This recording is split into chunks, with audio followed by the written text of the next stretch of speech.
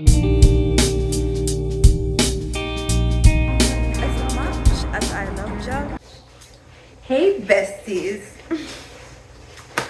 As you all know, and for those who don't know me, I go by the name Asha the Rare Gem. Thank you. Oh my gosh. I'm a rare gem. I'm God's rare gem, I know. Anyways, so my roommate says that I am very good at storytelling or narrating movies, whatnot. And my friends can testify to it. My friends say I know how to give them tea. I'm very good at telling gist or telling how things happen in a movie. I'm like, okay, I'll go for it and see how it works. So if you guys like it, as this is my official first video trying to like tell you guys about a movie that I watched, if you guys like it, then I would continue. So we'll be talking about that Tyler Perry's new movie, Beauty in Black. Oh my god, that movie is actually I've not finished it, so I'm just going to be telling you guys from episode 1 to 4 that I have watched, because I've never finished watching episode 4. I'm still like halfway through episode 4. So let's just say this is part 1 of my movie narration. Watch out for part 2 later. So the movie goes like this, yeah. There's a big family. It's called that the name is called the Bellari family. In that sense, the beginning was about the guy. His name is Roy. Roy was talking to Kimmy. Kimmy is a prostitute. Roy was talking to Kimmy, telling her that she's not pleasing him well. Like, you know, all these people that used to act like boss and be treating prostitutes like shit. That was what Roy was doing at the beginning for me. So he was treating her like shit, telling her she's not pleasing him well, that she can't do her job well, she didn't dress well. He should told her to fucking get out and stuff like that. Then fast forward to the next part, which was when the wife of Roy, yeah, her name is Mallory. So basically, the Bellari family, they have a hair business. They make anything hair, like products for hair, like shampoo, conditioner, relaxers. Basically, they make money off their hair products. So like their business is like very, very big, like one of the richest. It's just like, imagine their hair business was like Apple in that sense. No, Apple is very, very big. So like people would like want to get Apple, any Apple product, people want to get it as it's coming out. So definitely that, like, I'm just giving you insight on how big their hair business is, like. And it's like, it's not like a business that is just booming. It's something like a generational thing, because the father of the business passed down the business to his kids, but the two sons, which is Roy and Charles, one really badu is Mallory, the wife of Roy, that is the boss of the business, that is actually in charge of everything, because she's that good. So back to what I was saying. So Mallory, she was having a public speaking show at one of the schools or somewhere. She was literally having a public speaking show. So they told her to come and talk on the show and narrate her story. Then she was like, she was a poor girl, that she was in a foster home, like, because the person that was interviewing, I was asking her this question, like, tell us, how did you come about this and that, which brought about what I'm saying now. So like, she's a poor girl, she was in a foster home. Then she and her foster sister with her foster mom, they went to a salon, or they went somewhere. I think it was for a modeling stuff. I'm not really sure. Don't quote me wrong. You can always go and watch the movie. The show went somewhere. I think it was something about modeling or so. And her foster mom didn't want her to, you know, now her foster mom had a favorite, and her foster mom's favorite was her sister, not her. So her foster mom was like, no, Mallory, you stay. Your sister is going for it. Mind you, her husband's father, I've forgotten his name, but her husband's father, which is Roy's dad, was in the building at that point, and he was like, no, he has seen the person that he's going to use for his brand. And you know, now definitely foster mom was like, oh yeah, use my daughter, the favorite. But then he was like, no, Mallory is the perfect person for the brand. And that is how, like, you know, she became big. Like, the man not like I would say adopted her into her family in that sense, but he accepted her into her family, like trained her, taught her some things. Obviously, she fell in love with the man's son, which is Roy, and you know, everything, the whole business and stuff is in her name. Clearly, they won't tell us that part, but then we know that not in her name, but she's in charge of everything. But they won't tell us that part, but we know that Mallory runs everything, and definitely she didn't say that in the talk show, but I'm just telling her she's the one in charge. Mind you, she didn't know that. She knows the kind of husband she has, but then I don't think she knew that her husband like was cheating or some sort. But then it is what it is. Like I said, oh, I didn't even tell you guys, that family is freaking toxic. Trust me, you need to watch that movie. Like, I've never seen a family as toxic as that. Like, there's so much, like from episode 1 to 4, like there's been drama back to back to back. Hey. I wanted to say something right now, but no. Shabama Jason here. I'm not singing that song. But then there's been drama back to back from episode 1 to 4. Imagine, I've seen episode 4 and there's just like so much drama. I don't know what drama they would still give me by the time I start episode 5 to 8. So back to the movie. So she decided she was going to give like 5 scholarships to Beauty in Black school. Yeah, the name of the hair brand is Beauty in Black. So she was going to give 5 scholarships to Beauty in Black school because obviously they're doing the talk show at one of the universities, and she was going to give $1 million to the hair salon. So she did that. Like, she gave 5 scholarships to people to go to Beauty in Black, which is their hair school, and she gave one woman and her son and her kids like $1 million to fund their salon or whatnot they want to do, or whatever they want to do with their money in that sense. So that she did that. On her way back home, oh, before I go there, let me go to Rain and Kimmy. Kimmy was the person Roy was talking to at the beginning of the movie that was saying, you're not pleasing me well. That was the prostitute that was saying, you're not pleasing me well, you're not doing what I want, you did not dress well, you did not satisfy me enough, get out and stuff like that. That was Kimmy. So there are 2 friends here, Kimmy and Rain. Kimmy and Rain have they go a long way. They go a long way back. Like, they've been friends from like high school ish. Let me give you guys a run through, or is it run through or rundown? I don't know how they say it. So let me just give you guys the rundown of Kimmy's story. When Kimmy was young, her mom was living with an abusive man. So when Kimmy was young, I think she was like age 16 or 17. Like, if I'm to estimate what her age was, I would say like 16 or 17. So her mom sent her packing of the house and gave her like $10 or a few amount of money, in that sense that she should leave, go and start up her life, figure out her life, that she should leave. She does not want her to live with her abusive husband or whatnot. But then you are sending your child, I don't even get, you are sending a 17-year-old child, or how old? I mean, she's an high school kid, and you're just giving her a few dollars to go and figure out her life.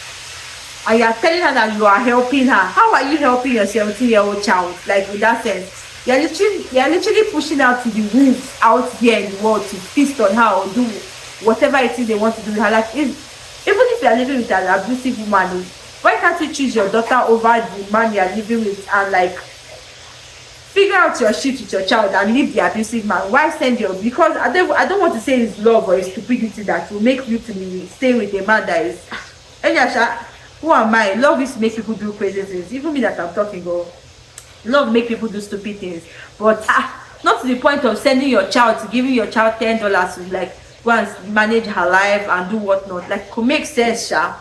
So she gave Kimmy a few dollars that Kimmy should go pack her load. Kimmy was like, mom, where am I going to go to? Where do you want me to stay? Like, I have nowhere to go and all.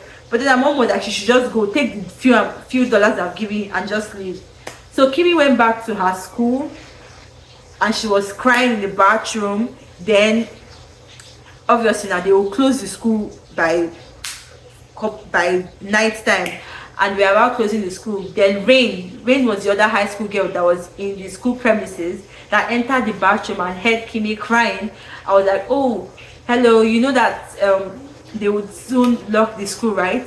Please. So Kimmy came out and cleaned her tears, and Rain was like, oh, stop crying, you look sad. They follow me, let's go before they catch us here. So she took they went to another part, but it's still in the school premise. They went there to hide. So Rain shared her meal. She, no, not her meal in that sense. She, okay, Rain gave, she had an apple and she was like, oh, you look so hungry, and she gave Kimmy her apple and Kimmy ate it. Like, that's how their friendship started. Like, that was the backstory of both Kimmy and Rain, and they've been friends since then.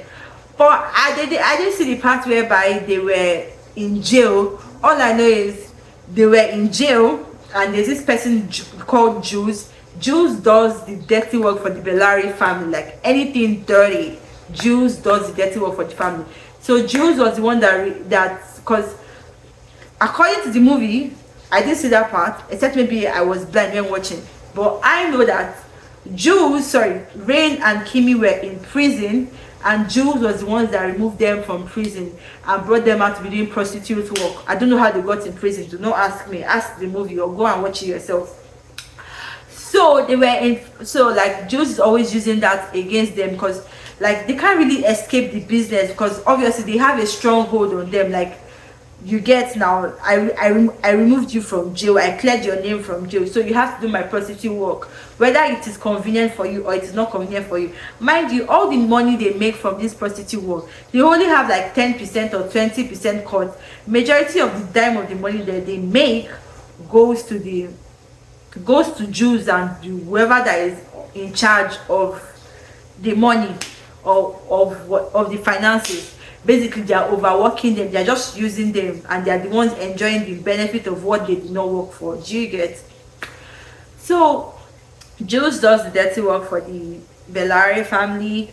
Rain and Kimmy, like, they were all as per the two best friends. So I forgot to add the part whereby Rain and Kimmy went to the school that on the day that they were doing the whole scholarship and giveaway ish. But then like Rain was like, Kimmy was like, she really wished she could get a scholarship to the Beauty in Black. So like obviously she like, Kimmy is the kind of person that dreams big for herself. She doesn't want to settle for less, like having this mentality of, is this prostitute work she's going to do for life? Nah, she sees herself like going places. But Rain is always like trying to put them in check that, you know, that these people have a stronghold on us. There's nowhere we are going to. Even if we dream from now till tomorrow, we cannot escape the prostitute work that we are doing. We are in need for life. You get that kind of thing. That she's not trying to cut down Kimmy's dream, but she should face reality. But then a girl has to dream, right?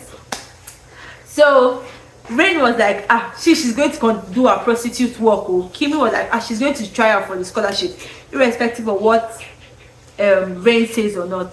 So they both parted ways. Rain went to do her prostitute work, and Kimmy decided to do the whole scholarship thing. While she was still on it, I think she got a call or something, but she didn't even get the scholarship, so she had to leave school earlier. Obviously, she was not part of the names for the scholarship. You know how this thing works now. They already have list of people that they want to give their scholarship to. So she went to work to do her own prostitute work shift. She met Rain there, and Rain was like, how did the scholarship go? And Kim was like, they're like, she didn't really say anything about it. She just like changed the topic.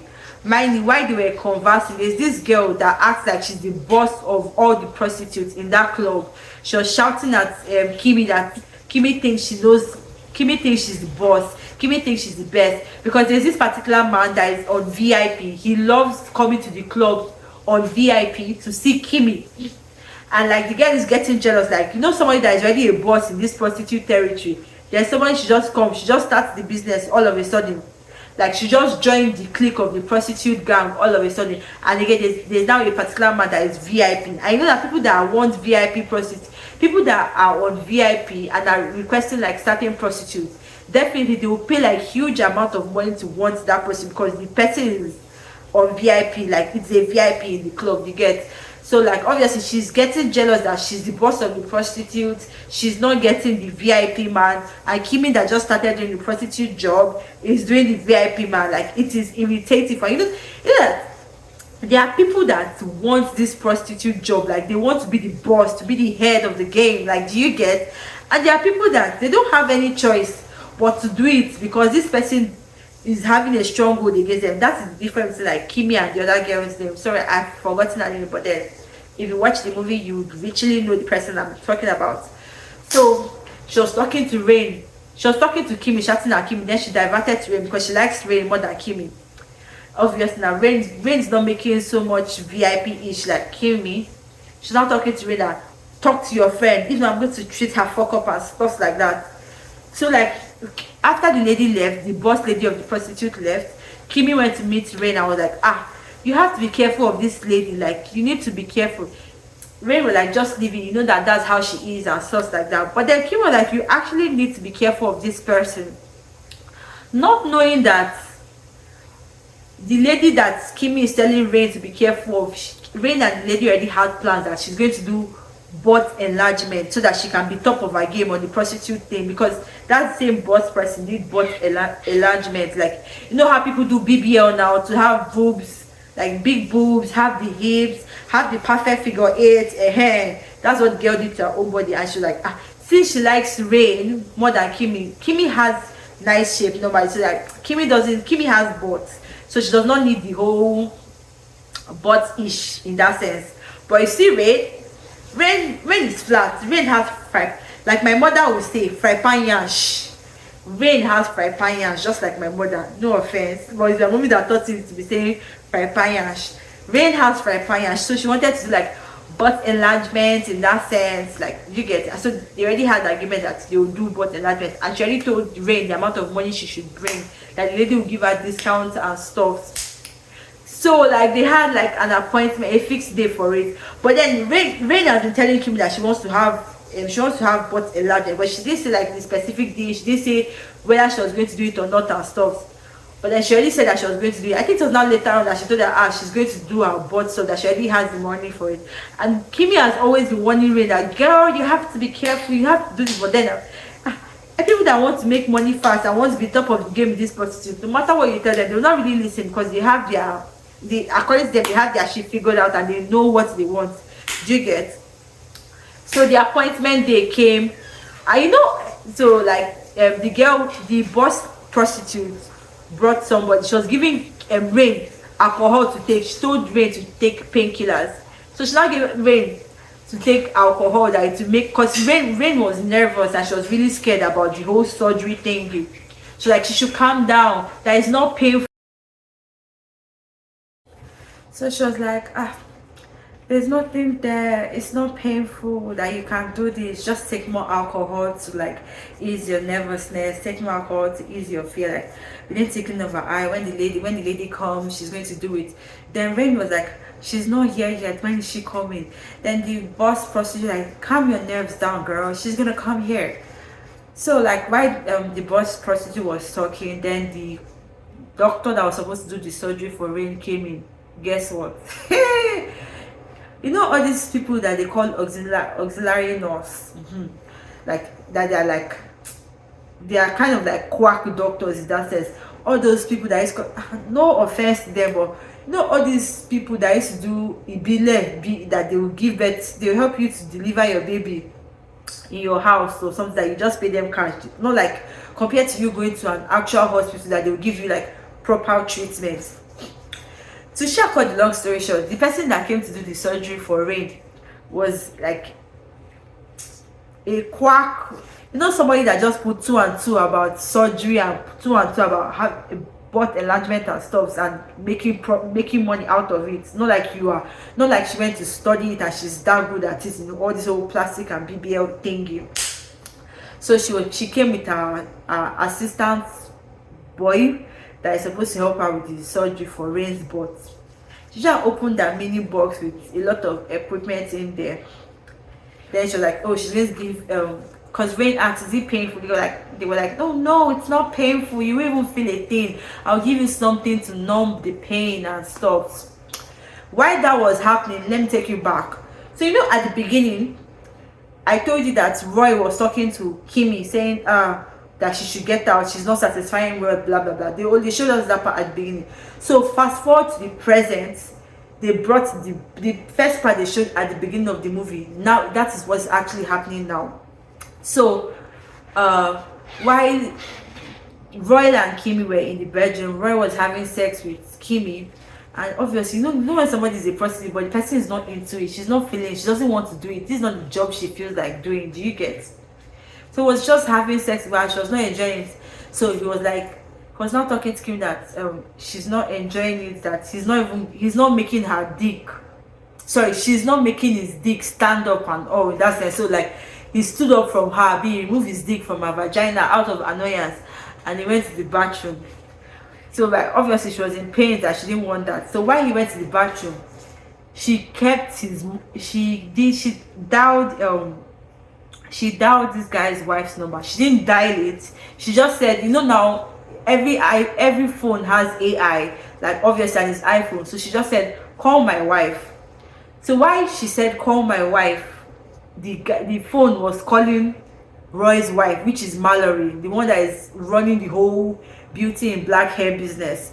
So it was dialing Mallory's number, and at that point in time, Mallory was just leaving the whole, like she has left the whole talk. So she was coming out. Now fans were outside trying to talk to Mallory. Hey, we enjoyed the show. Thank you for the scholarship. Thank you. So she was shaking people one by one. So there was somebody there. I wouldn't call her a reporter. I wouldn't call her a prosecutor. Maybe they just wanted to file lawsuit against her, or someone that is suspecting that there's something funny about their business. So she was like, oh, your business is trash. It's giving people, it has been causing a lot of women out there cancer. Did you know that? I'm going to sue your ass and stuff like that. So it's like, Mallory just left in annoyance, and she kept on greeting other people. So while she was in the car, she was talking to her assistant, and why hasn't her assistant dealt with that lady? That she wants that motherfucking lady dead. Her assistant should kill the woman and blah blah blah. Then her driver too was driving, like she was insulting her driver and her assistant, and why they've not dealt with her. Like they should have killed her a long time ago and stuff like that. That they should deal with her. That does she have to do everything herself? Blah blah blah blah blah. So she said they should deal with the woman. So at that point in time, while they were driving home, she told the assistant to come down from the car. She told the driver to come down from the car. So she was driving her car in annoyance. While she was driving her car in annoyance, she hit somebody on the road. Guy, Mallory is so, like, I've never seen somebody as heartless and as brutal, and someone that does not give a fuck. Like, she hit somebody on the road. She didn't even come down from her car to check who she hit. When you're sitting in your car, you just look back as if you want to reverse, and you just drive off. That's literally what she did. She doesn't even know who she hit, or if the person is dead, or if the person is alive. She's not even shake. She's not even fear. That girl is a witch. Heartless motherfucking witch. So like, she just drove off. At that point in time, her husband was calling her. She now picked her husband's call.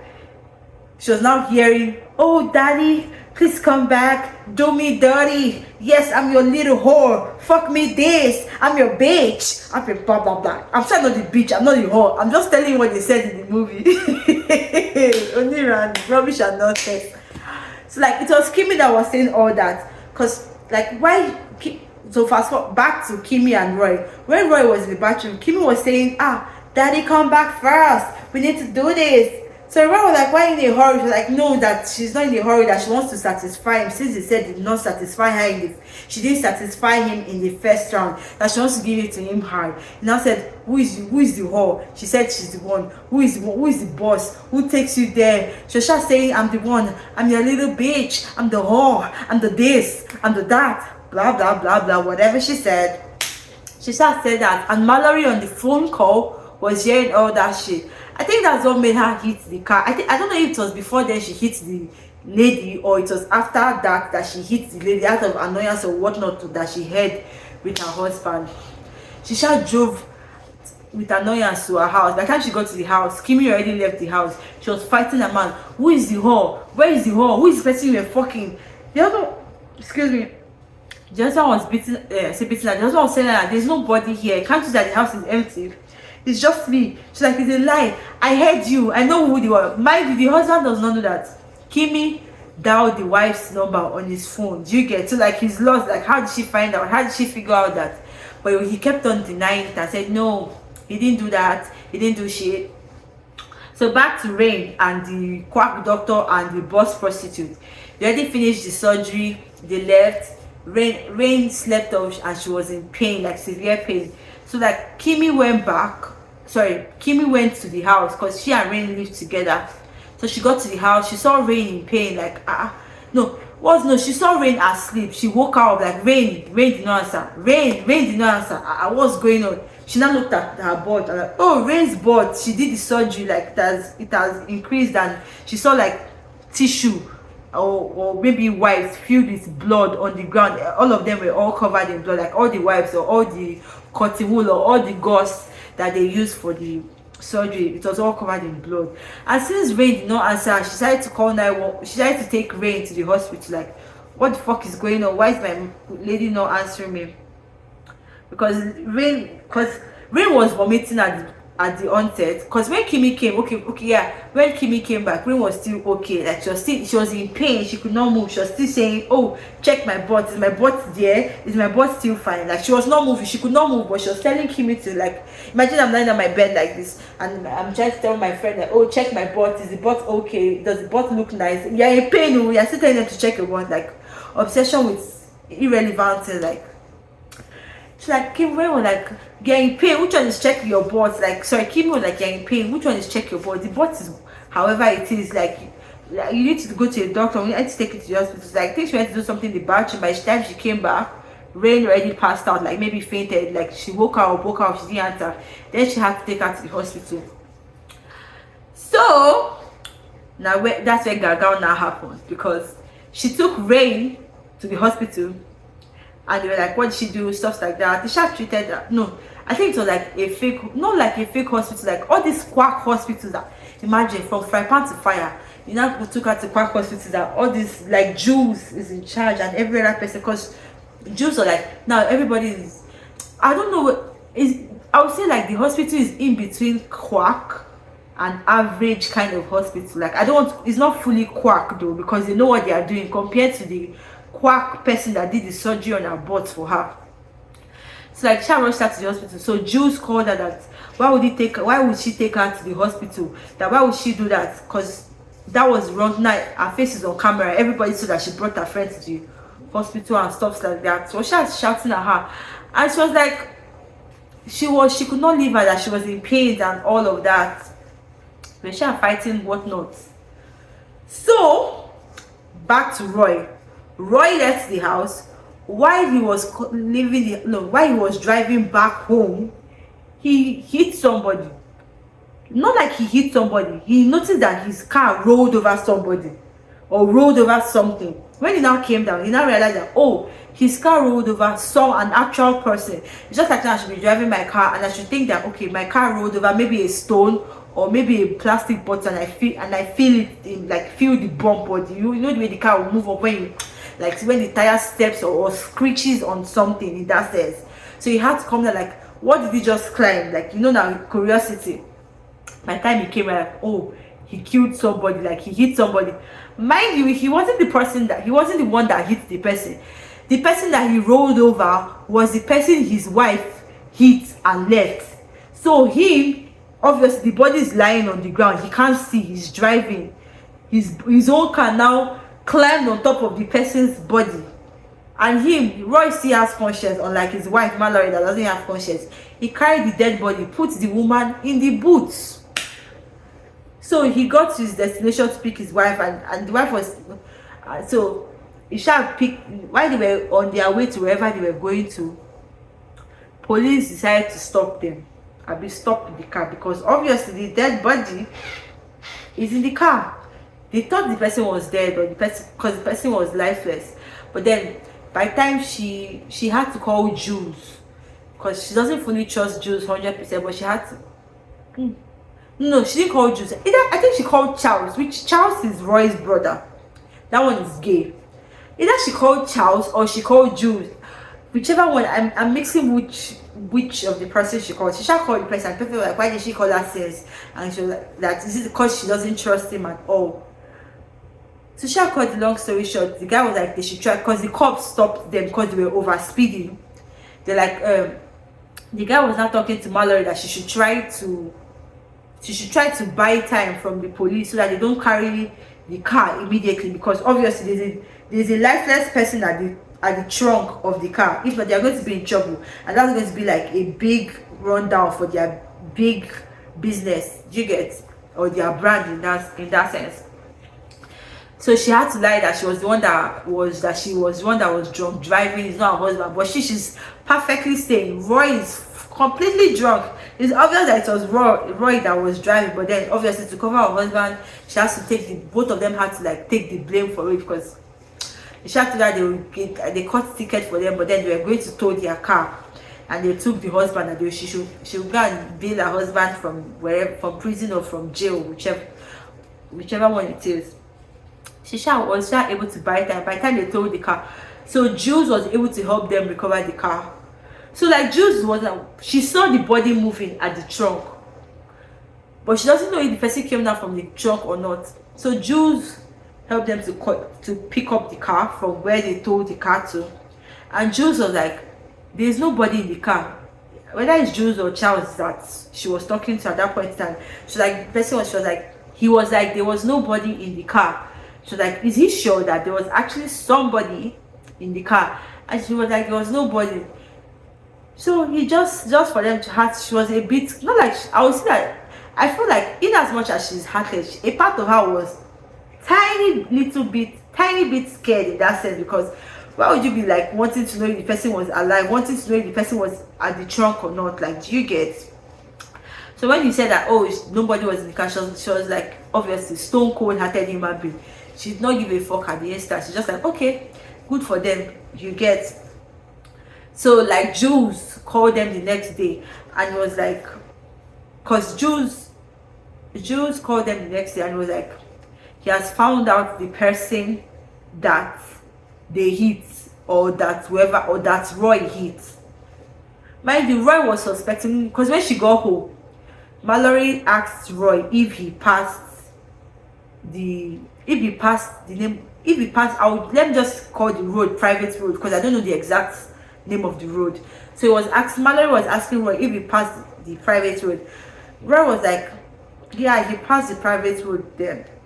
Like something happened, but then she just diverted it. That's when it was like he hit somebody and stuff, like the person at the trunk and all that. But for you to be asking me if I passed the private road, you must have done something. Like, it's suspicious. Why would you ask me that is just coming? Why would you ask me if I passed a particular road? Like, something is fishy. Spill it out, but then she didn't spill it. So everybody thinks it was Roy that hit the lady. Meanwhile, it's not Roy that hits the lady, it is his wife. But then she's acting like she wasn't the one, that she was just asking like a random question and putting the blame on Roy. Because when everything came out, she's telling the family, no, she told Jules that it was Roy that hit the lady. Do you get? Meanwhile, it was her. Deep down in her heart, she knows it is her, but she doesn't want to take the blame for it. The husband that is so stupid and dumb as fuck, because Isha took the blame for it in that sense. So Jules now told him that, because Jules was at the hospital. To now make matters worse, Roy's father's brother, I don't know the man's name, but Roy's father's brother, his wife was the person Mallory hit. And Roy's father's brother is ruthless, he's wicked, he's brutal. Hey, you know all these people that they know people, they have people, they can do and undo in this world. They can kill, in fact, they can kill politicians, and there's nothing you can do about it. You cannot kill them because they are bosses in that sense. They have the power. That is who Roy's dad's brother is. And that's the person Mallory hit. That's the wife of the person Mallory hit. So like, you know that that's a lot of trouble. So Jules was like, that's the person they hit. So like, Mallory now asked that, is the wife conscious? Jules was like, no, that she's in coma. Guess what Mallory would say? Mallory was like, she's old, so she does not really care, that it's good like that she's in her old age, so if she dies, it's good for them. She does not really give a fuck. Imagine, you hit somebody. Next thing you say is old age. Knowing fully well that the person that you hit is the wife of a brutal person. I don't think Mallory knew how brutal, how wicked, how dangerous her father-in-law's brother is. If not, she'll be sweating on her seat. She'll be scared that she's in trouble if the man should find out. So mind you, Jules is also like very close to her brother, to Mallory's brother-in-law's, Mallory's father-in-law's brothers. Yep, she's very close to the man. So Jules is very close to the man. So the man was like, he's going to get to the bottom of this. He's going to kill the person that ran over his wife, that he has told his wife to stop running because that she doesn't listen because she loves running, that he's going to deal with the person mercilessly and stuff like that, that Jules should help him figure out who the person is. But Jules was pretending because Jules knew that it was Roy that hit the man's, it was Roy that hit the man, that hit the man's wife. But then he cannot say anything. Nobody wants to enter trouble, or nobody wants to put the other person in trouble in that sense. So back to Kimmy. Kimmy, on the other hand, had to go to work. She went to work that night, her prostitute job. Then a VIP person again, is the one man has been asking for her. He came to ask for her again. When she came to work, he told her to help her do an investigation, that he wants somebody. Because the man is, I don't know if the man is gay yet, but I think he is gay, because she was trying to do, at the first time that she met the man, she was giving her old prostitute-ish dancing, like, you know, all the, she's a prostitute / strip dancer, so she was doing her old strip dancing. The man was not giving it, and she was like, she's just wasting her time. But then again, he asked for her, he requested for her VIP. What do you want me for, when you know that if I'm dancing for you, I'm not doing anything? So before she went, the boss of prostitute, like, she better do the dance well, that she better get mad money from the man and not just waste her time. So while she was with the man was looking at one of the guy that was street dancing, and was like, Kim was like, do you want him? If you want him, I'll get you him for the right price. He now said how much? Like 1.5. So he now told her he wants her to help him do an investigation, get somebody and stuff. So she now got the guy for the man. I think his name is James. But the guy is not gay. He's just a strip dancer. He has a wife and he has a baby. He has a child that is still a baby. So the guy was like, he's just dancing. He's not gay. He's just dancing for the money. That she should let the man know that no touching, no sex, just him doing his own strip dancing and entertaining the man, and that's just it. And they bargained on the price that she would pay. And that was that about that.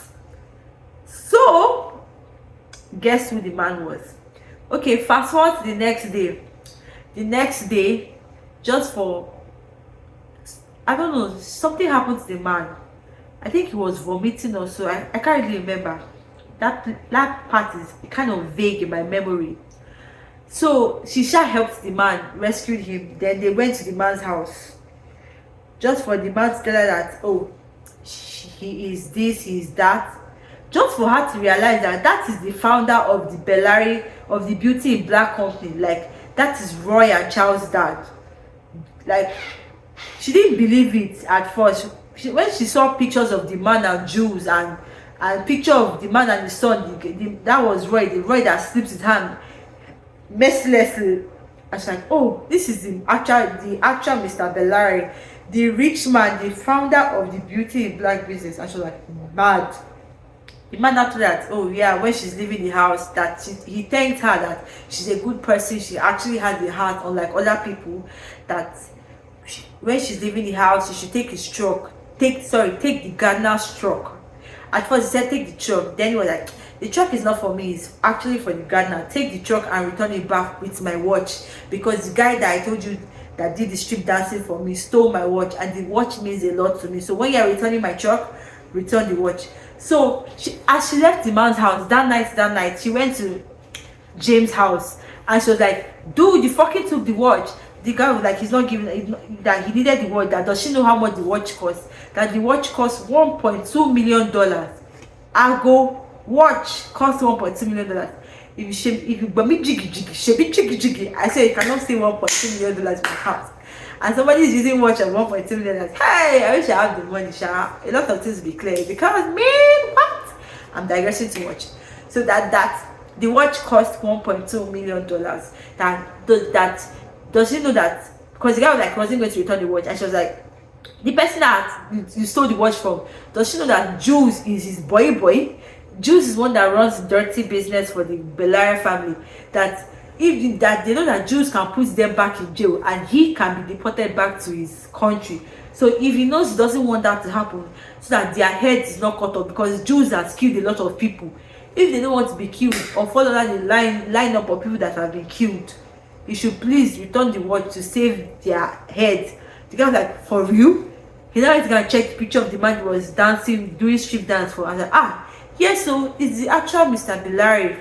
Nobody told him twice. He went to ask his wife to return the watch. The wife was like, no, she's not giving him the watch. The wife did shakara because clearly they needed the money now. But then he was like, no, the child did not return. The wife now, out of annoyance, grudgingly returned the watch back. So back to Rain, Kimmy went to see Rain at the hospital and was narrating everything to Rain, but Rain wasn't really getting, because obviously she's still on the sick bed.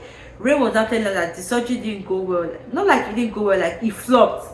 That the whatever chemical that they used to do the bots is going to her lungs, is getting to her lungs speedily, and once it gets to her lungs, she's going to die. That she was now crying that she should have listened to Kim when Kim warned her that she should not do the surgery, she should not follow that boss prostitute and stuff, that she's going to die and stuff like that. Kimmy was like, no, Rain, you're not going to die, you're going to survive this. Then Kimmy, like, the doctors are not really having a time, like the quack doctors and everything, like, now wow, like, is it that bad? That no, she's not going to die, she's going to survive. She's like, she'll stay with her.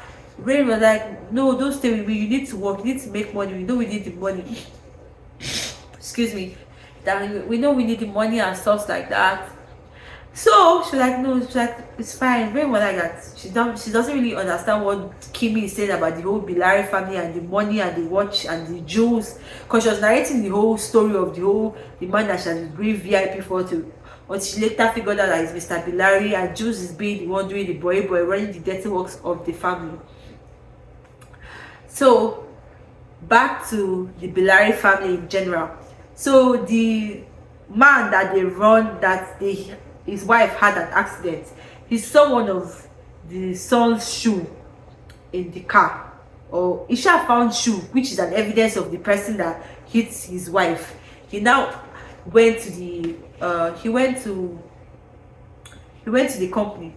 But before then, the Bilari family were having a family meeting concerning their business, because they have over like 30 something lawsuits, because their hair product has given a lot of people cancer, and the cancerous rate, the cancer rate is increasing like day by day, and people are constantly filing lawsuits. And they filed the company, I think the company is the company has an insurance, and their insurance covers 100 million of the lawsuit, but the lawsuit itself is like $1 billion, and the company cannot afford $1 billion, because I mean, they cannot just afford it. So all of them were at the family meeting. The Mr. Bilari, the one that told Kimmy to find that male strip dancer for him, he was there. His ex-wife was there. His two sons, which are Charles and Roy, they were there, and Mallory too, she was there, and I think their Antonio, their lawyer, whoever that one is to the family business, he was shot there. He was the person that was narrating the lawsuit and explaining things for him, just for the Mr. Bilari's brother to barge into the company, because obviously he was supposed to be at the meeting. Mr. Bilari is the business strategist of the Beauty in Black. I mean, the one that the male strip dancer was dancing for. He's the business strategist of the company, while his brother is the chemist, the one that produces and mixes chemical to bring about the Beauty in Black hair product. Mr. Bilari, the one that strip dancer dance for him, he just does the business part, like he handles the business part of the business. What am I saying? He handles the business part, the accounting part, in that sense. Anything about business is like he studied business in school, so like anything about business that does not have to do with him mixing chemicals, he basically knows all that. So like that's the part he handles. So when his brother badges in, like, one of your kids run me straight, hit my wife, or like your two sons, they start throwing insults at each other. That one said, your two sons are useless, if not for the fact that Mallory is one helping you helping your sons run the business, and she's married to your son. Your two sons are worthless, they can't do this. Mind you, the father too was shouting at one of his sons, the one that is gay, that you're just useless, you're just gay, you're just this. Then Roy, that one is dumb as fuck, he doesn't know shit, man. But that one was not even giving a fuck about. Like he was just insulting the brother, saying, trust me, that meeting was chaos because everybody was just throwing tantrum or the other. Like fights was just going left, right, north, west, east, south. Imagine like I'm the attorney or the attorney or the lawyer was just like sitting down there looking at the family drama. And this one is straight insult to north is straight insult to west is straight insult to south. Like it was just crazy. Like I'm sure everybody in the company would be hearing their tantrums because it was not even funny at all. They're just throwing tantrums at each other. So that one say your sons, the brother say your sons are useless. That's the one that is came and said your sons are useless. The other one say, oh, coming from somebody who doesn't have a child. Then the brother just paused. I said, that's very low. That's freaking low. I'm going to deal with you. I'm going to deal with whoever ran down, whoever hit my wife. He choked. He really choked because that was just like, and that's the chemist is one that is the most dangerous person. So like the meeting just like scattered. The attorney was like, everybody left. So it's not remaining like the ex-wife of the one that is the business strategist and Mallory. Both of them too, they're about to leave. The attorney now said, I want to go to discuss how we are going to settle this stuff. And both of them didn't have one side. They just left the meeting table. So Charles, the gay brother of Roy, was on his way out and his mom ran after him. And she was like, Charles, be careful of your dad's brother. Come and stay in my house, pending to the time that your dad's brother comes down. And he was like, Mom, no, I don't want that. I'm going to my house. Better see I get an hotel. The mom was like, you don't want to know how dangerous your dad's brother is. He is very dangerous. Listen to me. Stay at my house. Okay, Charles like, if it's that serious, I'll stay at an hotel. But the mom kept on insisting, like she kept on emphasizing that the man is dangerous, that she wants him to stay safe till the guy actually cools down. He wasn't like that. Mom, what are you not telling me about this man that is making you so scared? She's like, just trust me when I say he's very dangerous. Mind you, before then, the ex-wife went to go and meet the business one that you need to be careful because you know your brother is the devil. You know how dangerous he is. You should not taunt him. You should not tempt him to bringing out the beast in him. Instead, you should play softly till he calms down, not aggravate it. Like, because definitely one person in this family hits his wife, so you actually need to calm down. But the guy, the husband, the business strategist or ex-husband was not really having it. Like, okay, go, that's what you usually do. Go and pray to your Jesus. Go and do whatnot. Before the whole outside scene of her talking to her son like Charles and all. And everything. Yeah, then back to Kimmy and James the male stripper. So James came to Kimmy's house and was telling her that she checked the net worth of the business strategist that he danced for, and his net worth is huge, that they should try to run the man's streets, like try to what's the word, not run him streets, try to use him for the money that he has, like try to maybe try to cheat him. I'm trying to find the right word, it's just not coming to my head, but basically try to use him for the money that he has, like to make money out of him. And Kim was like, it's like you don't know the family that we are dealing with. People that brought us out of jail can literally put us back. People that kill bodies, and like, we will need the money now, we'll not be deported, we'll not be this. Actually, like, you know how dangerous these people are. Like, your mind should not go there. Like, let your thoughts be far from that. Like, please, for their own safety and for their own lives. And like, I think that was where I stopped. Yeah, that's where I stopped. So if you enjoyed how I narrated this movie, then you should stay tuned for part 2. And guys, let me know if you want me to keep narrating movies for you. Like, you can recommend, if you really want me to keep narrating movies, just let me know in the comment section after how you watch this. And also, like, you can also recommend movies that you want me to watch. I'm a movie freak, actually. I watch movies back to back. Like, there's no movie one time that I've not watched, except I'm not really a fan of comedy though, but that's by the way. But I'm learning to watch comedy. But regardless, for you guys, I'll do anything. So like, you can tell me which movie you want me to narrate, and I will gladly do that for you. So I hope you enjoyed this first time narration of Beauty in Black, or first time narrating movies to you guys. So if you did, please hit the subscribe button, like and comment. I can't wait to see you guys comment. Love you. Bye.